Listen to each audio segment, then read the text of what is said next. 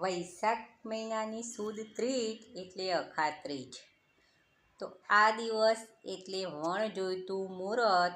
આ દિવસે કોઈ પણ પ્રકારનું પંચાગ જોવામાં આવતું નથી. તો આ વણ જોઈતું મુહૂર્ત વૈશાખ મહિનાની સુદ ત્રીજ એટલે અખાત્રીજ.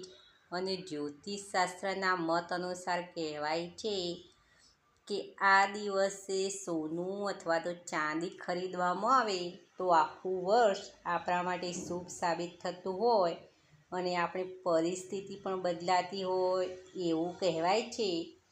પણ હા, દરેકની એવી પરિસ્થિતિ નથી હોતી કે દરેક લોકો સોનું જ ખરીદી શકે. અને હા, અત્યારે મોંઘવારી વધી ગઈ છે અને સોનાના ભાવ પણ આસમાને પહોંચી ગયા. તો આપણી એવી પરિસ્થિતિ ન પણ હોઈ શકે કે આપણે સોનું ખરીદી શકીએ. તો આના સિવાય ઘણી એવી બાબતો છે, એટલે કે ઘણી વસ્તુઓ છે જે ખરીદવાથી પણ આપણા માટે શુભ સાબિત થઈ શકે. તો આજના વિડીયોમાં એવી 5 વસ્તુઓ આપણે જાણીશું કે જે ખરીદવાથી આખું વર્ષ આપણા માટે શુભ સાબિત થાય. તો ચાલો જાણીએ એ 5 વસ્તુઓ કઈ કઈ છે. તો પ્રથમ નંબરે જોઈશું રૂ. હા મિત્રો, જે આપણે દીવાની બત્તી એટલે કે દિવેટ બનાવવા માટે રૂ વાપરીએ છીએ તેને કોટન પણ કહેતા હોઈએ છીએ. તો આ રૂ એ જો આ દિવસે એટલે કે અખાત્રીજના દિવસે ખરીદવામાં આવે તો તમારા માટે તે શુભ સાબિત થઈ શકે છે. તો અખાત્રીજના દિવસે રૂ ખરીદવાથી તમારા જીવનમાં સુખ શાંતિ બની રહે છે અને ધન દાનમાં પણ સારો એવો વધારો થાય છે. તો રૂને પણ શુભ માનવામાં આવે છે. પછી બીજા નંબર જોઈશું તો સિંધા લૂણ, સેંધા નમક કહીએ છીએ તે. તો આ સિંધા લૂણ ખરીદવું પણ અખાત્રીજના દિવસે શુભ ગણાય છે.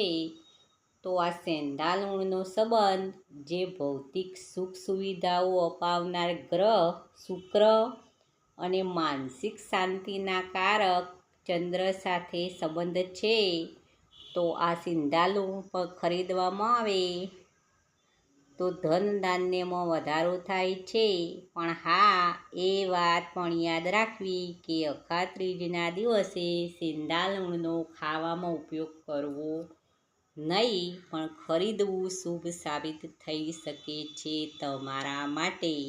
પછી ત્રીજા નંબરે જોઈશું માટીમાંથી બનેલા વાસણો, એટલે કે માટીના માટલા, કોડિયા કે કોઈ પણ પ્રકારની વસ્તુઓ જે માટીમાંથી બનાવેલી હોય તો એ ખરીદવું ઘણું બધું શુભ સાબિત થઈ શકે છે તમારા માટે.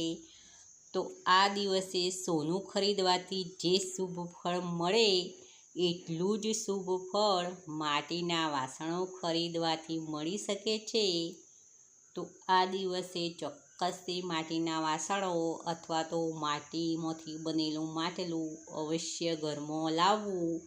તો આ તમારા આખા પરિવાર માટે શુભ સાબિત થઈ શકે છે અને પરિવારમાં સુખ શાંતિ અને સ્વાસ્થ્યમાં સારો એવો ફેર પડતો હોય છે. તો માટીનું વાસણ આ દિવસે અવશ્ય ખરીદવું.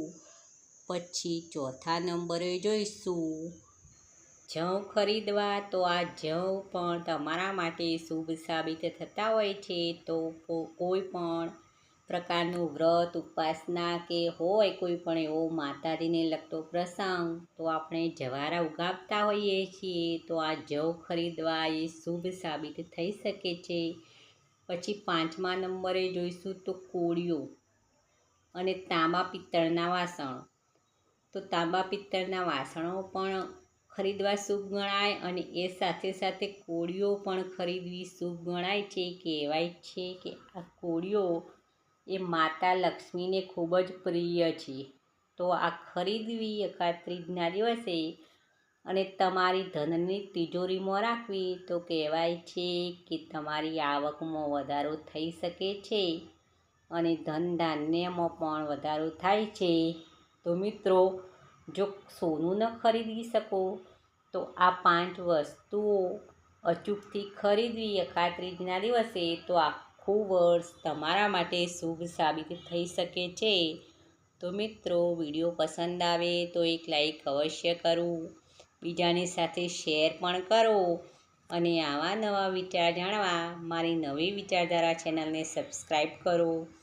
ફરી મળીશું નવા કોઈ વિચાર સાથે નવી વિચારધારામાં.